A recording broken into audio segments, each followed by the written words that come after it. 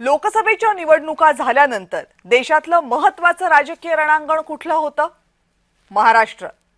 महाराष्ट्रातल्या विधानसभा निवडणुकांमध्ये एनडीएनं प्रचंड बहुमत मिळवलं आणि सत्ता स्थापन केली.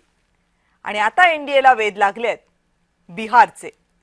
बिहारमधल्या 223 जागांसाठी निवडणूक पार पडलीये. उद्या सकाळपासून बिहारच्या निकालाचे आकडे यायला सुरुवात होतील.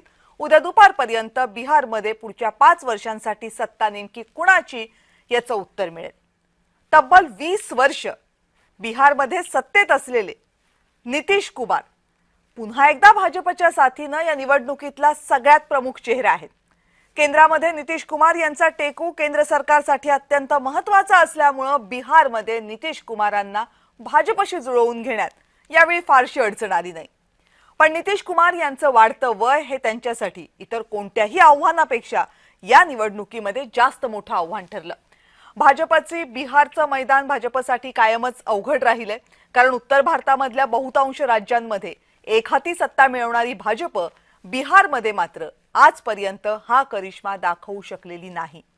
इंडिया आघाडीमध्ये आरजेडी आणि काँग्रेस या 2 पक्षांनी सुरुवातीपासूनच सावध पावलं टाकली.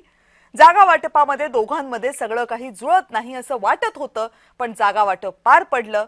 मतदान याद्यांमधल्या घोळाचा मुद्दा बिहार निवडणुकांमध्ये राहुल गांधींनी देशव्यापी बनवला. याच मुद्द्यावरची त्यांची यात्रा तिलाही मोठा प्रतिसाद मिळाला. पण बिहारच्या मतदारांसाठी हा मुद्दा किती प्रभावशाली ठरलाय याबाबत प्रश्नचिन्ह आहे. प्रशांत किशोर जे आतापर्यंत राजकीय रणनीतिकार सेफॉलॉजिस्ट म्हणून ओळखले जात होते, जे आतापर्यंत इतरांना त्यांच्या निवडणुका लढवायला मदत करत होते, ते यावेळी स्वतः मैदानात उतरले.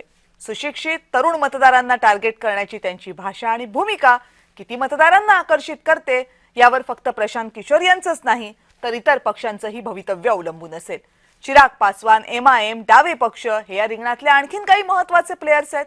एक्झिट पोलमध्ये तरी बिहार पुन्हा एकदा एनडीएच्याच बाजूने उभा राहतोय असं दिसतंय. पण बिहार निवडणुकांच्या निकालाला काही तासच शिल्लक असताना एक्झिट पोलच्या आकड्यांचा नेमका अर्थ काय आणि बिहारची ही निवडणूक देशासाठी कशी महत्त्वाची आहे